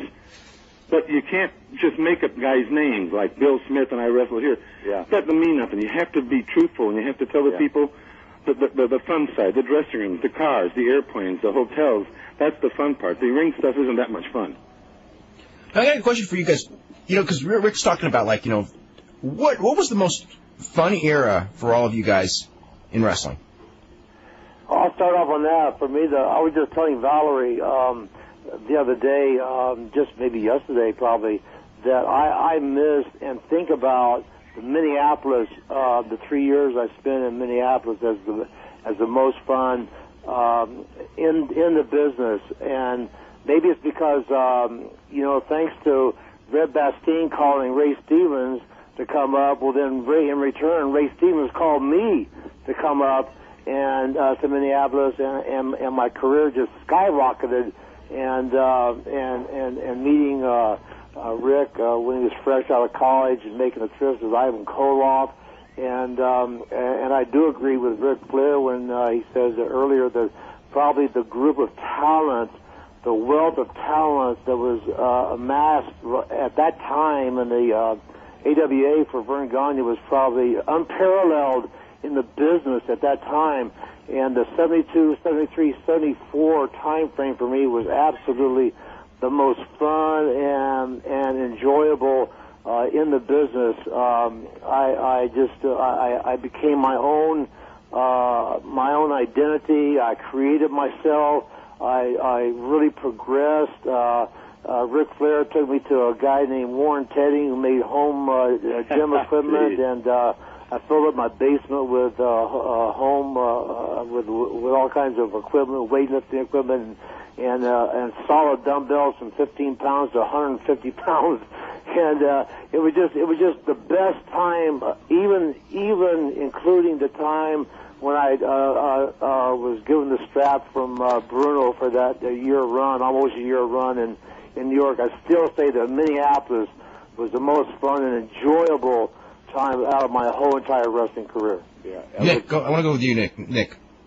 I would say the 17 years I was in the AWA, when I was with Ray and Bobby, and then Bobby and I, when I was in the single championship thing, I would just venture to say that in all my career, those were the best years that I enjoyed the most. And Bobby, what about you? I would have to say this. It's two different eras. I like the 70s because from 71, I was back in Indianapolis till 74, and from 74 to 80, I was in Minneapolis. So I had the best of both. I had my home life in Indianapolis and all my friends, and plus I had a bunch of great friends in Minneapolis. In Minneapolis, you didn't work every day. Sometimes you work 5, 6 days, 7 days a week, and some days weeks you work 3 or 4 days. But I think everybody got along. They're great, and it was a real fun time. And New York was fun in the 80s because everything was different with TNT and with going on this show and doing this and that. It was exciting and different. But to be wrestle, I think the thing I missed about the 80s was we didn't ride in cars like you did in the 70s. That was the fun part. It's interesting you talk about that because, that aspect of wrestling, not completely, but largely is gone because most of the big trips are on the plane. Well, that's where you wanted to work in the car. Yeah. Yeah, you wanted to do interviews, you listened to other people talk, and that's how you learned. Rick, you're someone who's bridged both eras. What do you think is things that you miss as far as, and you think that the guys who are coming up today are missing, and what do you think are the things that the guys coming up today have that's an advantage of when you came up and you go, God, when I came up, I wish we had this? Well, that's just it. I couldn't have wanted for any more than I had, in Minneapolis. That's what's hard for me to explain to people. It seems so long ago, but it was such, the 72, 73, 70, a little bit of 74 before I left. It was just a tremendous time. I can't, number one, I was around with the guys I thought were probably the greatest workers, of their era or a lot of eras. Number two, I had so much fun with them, and I was just a kid, and they treated me like I was one of them, and all of them are on the phone right now tonight, and a bunch more like Ivan Koloff and that. But number three is that they took the time. They knew that if you're interested in the business, they took the time to point things out to you. But it wasn't a lecture. It wasn't a demeaning thing. You weren't pulled aside. They just knew, hey, if you liked it, they took the time to tell you something, and they appreciated it. Now, in this business, there's a few guys. I shouldn't say there's more than a few. There are a few guys that want to learn. There are a lot of guys that need to learn that don't know it. And there's a lot of guys that are respectful and a lot of guys that aren't respectful. When I started, you would never, ever thought about being anything but respectful and just wanted to be part of it if you were lucky enough. And I guess that's what I'm saying is so much different. There was so much there, but the guys were so much were willing to take you under their wing or, whatever it was, whether it was, Billy brought up a story about Ward Teddy, and that was just something I wanted to do. I was glad to be in Minneapolis. I'm glad to be part of his life at that level. But, I can remember, Billy Graham didn't drink at all. He went and had a glass of wine with me one night at a place in Moline, Illinois. Remember that, Billy? Oh, yeah. He'd say, okay, I'll have one glass of wine with you. Billy, the town has never been the same. Huh? The town has never been the same. Yeah, I've heard my blender. No, I put my blender with the protein in the eggs. I couldn't wait to get to the bar with Ray and Bobby and Nick and Red and everybody else. I couldn't wait, but at the same time, if Billy Graham asked me to go have dinner with him, like he took me and my dad to dinner in New York that time. Those are things that are in my life that nobody even knows about because I can't tell anybody because they can't relate to it. And that's what I miss. I can relate. Bobby Heenan and I have been together a lot in the last 10, 12 years. Since 91. And I was with Ray a lot, and Red actually quite a bit in the late 70s, early 80s in the Charlotte. So I've had the good fortune of seeing them all. Then I saw Nick, periodically, and Nick and I worked in Winnipeg once, and we were both champions. And it just was a tremendous time, and outside of the time I had with the Horsemen, which was the middle 80s, I can't remember a better time I had in life. It certainly hasn't been the last 5 years. No, it hasn't. It's funny when you say that because, in many ways, because of the notoriety of the business, outside the business notoriety the last 5 years, you probably, in many ways, had more than even your time at the top, in the 80s. Yeah. And, and financially, as far as guaranteed money, certainly you were making more guaranteed money than that. Yes. No, that part of it, I'm kind of was answering a question about what part of the business I like. I will never knock the financial reward, and I'll never knock anything that they've done for me, because I've been able to hang on way past, as Ray Stevens would say, Ray Stevens would tell me that if I lived to be 35, I'd be overstaying my welcome, So I've overstayed my welcome by about 17 years. I wouldn't go that far. but I mean, I've just had a great time, and just thinking about the names and the guys that were on the phone tonight. I've got a story for every one of them, and it could be a personal story, it can be a wrestling story, it can be a story talking about how good they were one night in the ring or how much fun they were to be with. And if you look around now, my contemporary guys, a lot of them, I hate to say, a lot of them are gone. The guys that were my contemporaries that I was with a lot, like Dick Murdoch. I can go on with guys that have either had real health problems or guys that are hurting real bad right now. I'm not going to throw a bunch of names out, but you guys know who they are, and it's a sad time. Another great guy in that time, and I'll tell you a great story. I used to hate it when they made me wrestle Larry Hennig, but Larry was part of that same crew, And this is my first couple of matches. So George Godasky was the referee, so Larry grabbed me, and he'd grab me and say, when I hit you, sell it, right? So he'd bend me over the rope and knock the crap out of me, and I'd fall down, and he'd grab me and say, I told you not to sell it. So then I'd look at the referee and look at George. He had me horrified at that point. I think I heard him wrong. So he'd tell me again and say, sell it, right? Or don't sell it, right? So then I wouldn't sell it. He grabbed me and threw me on the floor. And he looked at George Gatsby, he said, the kid don't want to learn the business. Then he'd pull me back in a while. He didn't just go on for 10 minutes. He'd just be laughing. Then he'd say, hey, listen, kid, pretend it's a Greyhound bus leave a driving to me. We're never going to have an experience like that. It was just a fun time, and I got 1,000 stories like that. About Bobby Heenan and Nick and Ray and Red. Ray and I are driving one night in a car. So I just wanted to know. Ray was married to a lady wrestler. And her name was, Red Teresa? Teresa Thies. Yeah, and she was older than Ray. And she was tough. She was kind of like a cross between George Gordienko and Bull Curry. So I said, Ray, what's it like being married to a woman wrestler? He said, I have her on her knees twice a week begging. I said, do you hit her? He said, no, she's telling me to come out from under the bed and fight like a man. That was Ray. And I asked Ray once, I said, Ray, how old were you when you had your first lady? He said, 6 years old. I said, Ray, 6? Where did you take her? He said, I don't know, I was too drunk to remember. That was Ray Stevens.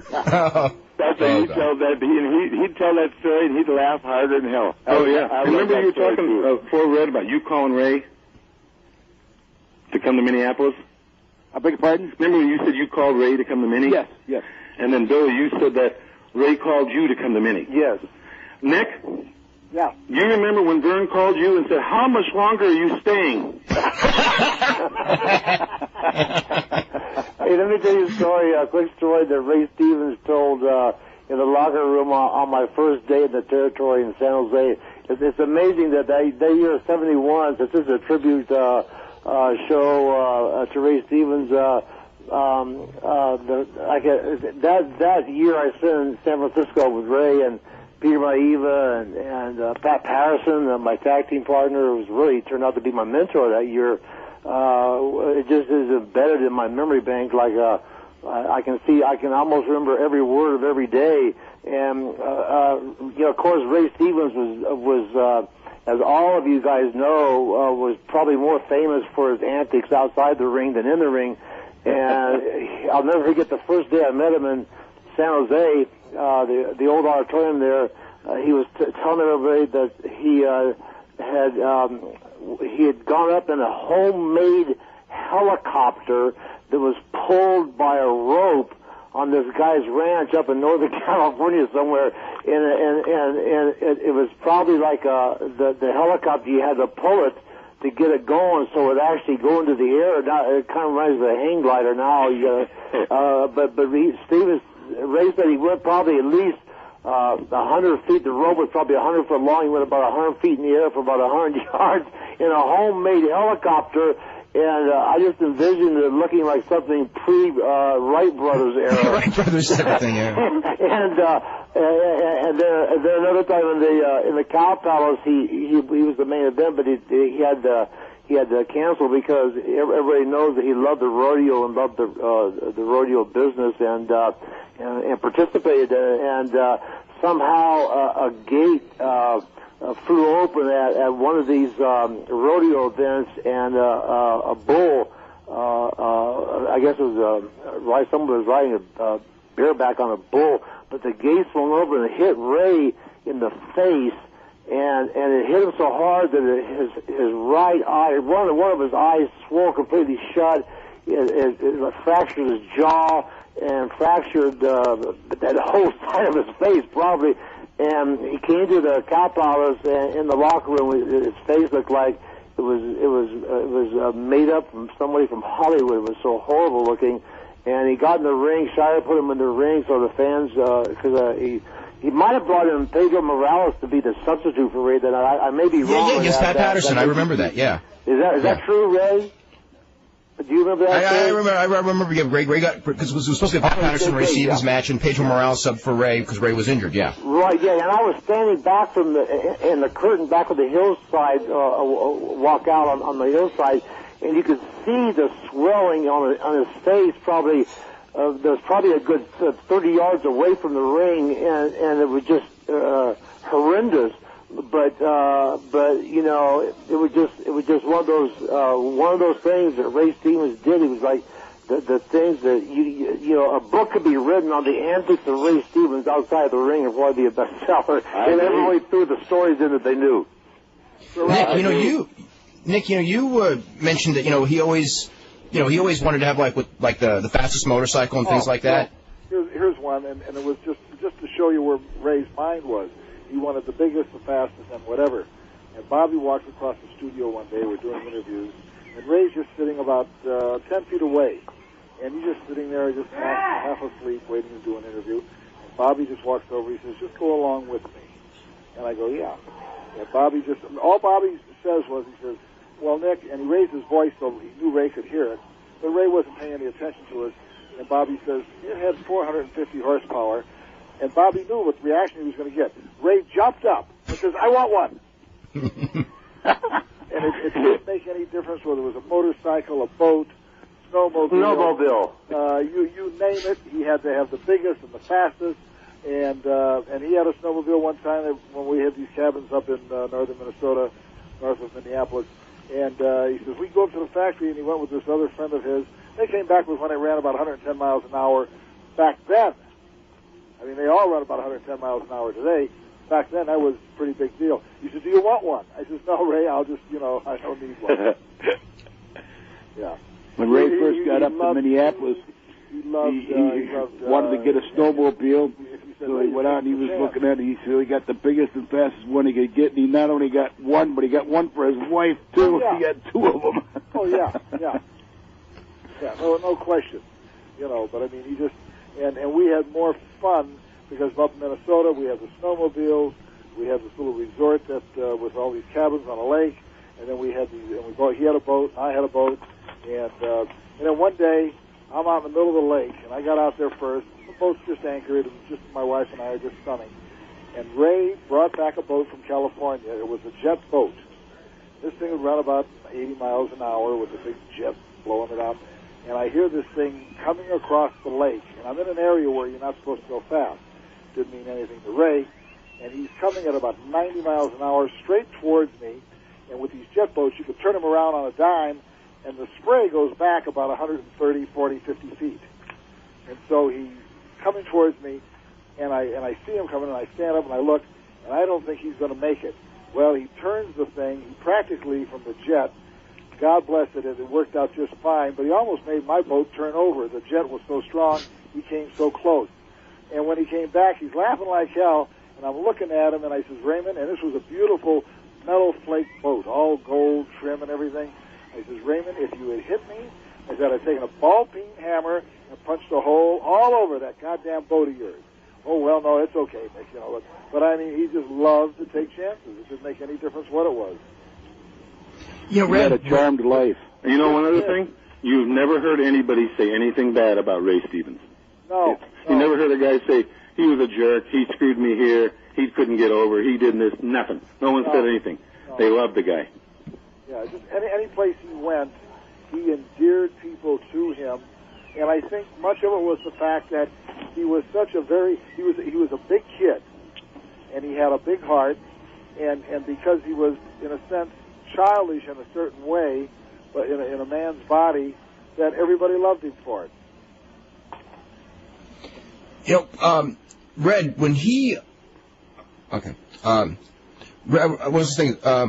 You know, at Ray's funeral, you know, I remember Don Manukian, who was a tag team partner of his in the early 60s, was a football player out here, you know, and they were friends, I guess, for probably 25 years. Yes. And he said, like, you know, Ray would call him from the road, and I mean, one of the things I thought was so funny was, like, he goes, like, you know, you never, because, you know, I didn't call him back because whoever knew where to find him. Because where do you call Ray Stevens back at? Incidentally, I spoke with Don Manukian yesterday. He's going to come.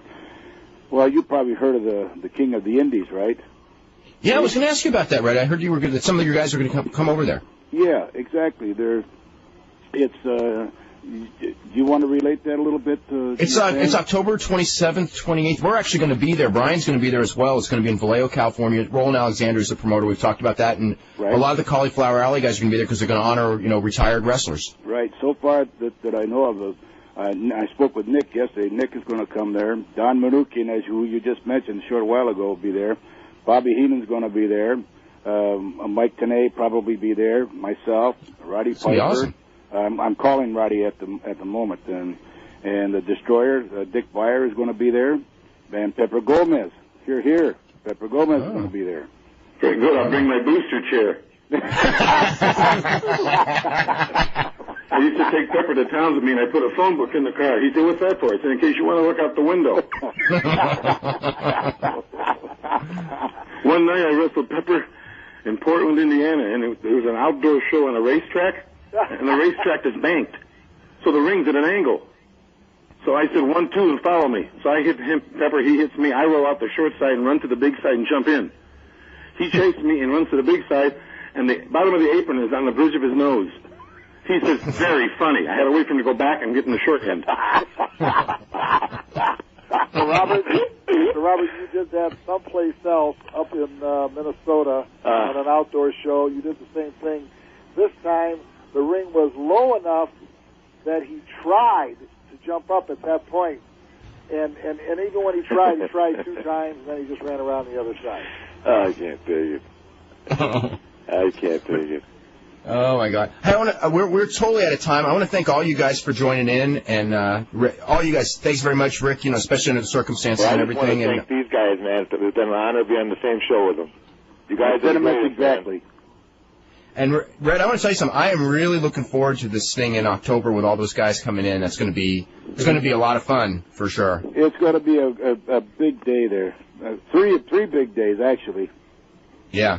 Rick, Claire, are you going to come to Cauliflower in February? The Rick's gone. Is he? Yeah. Okay. Well, I was wondering if I should bring my wife. All my love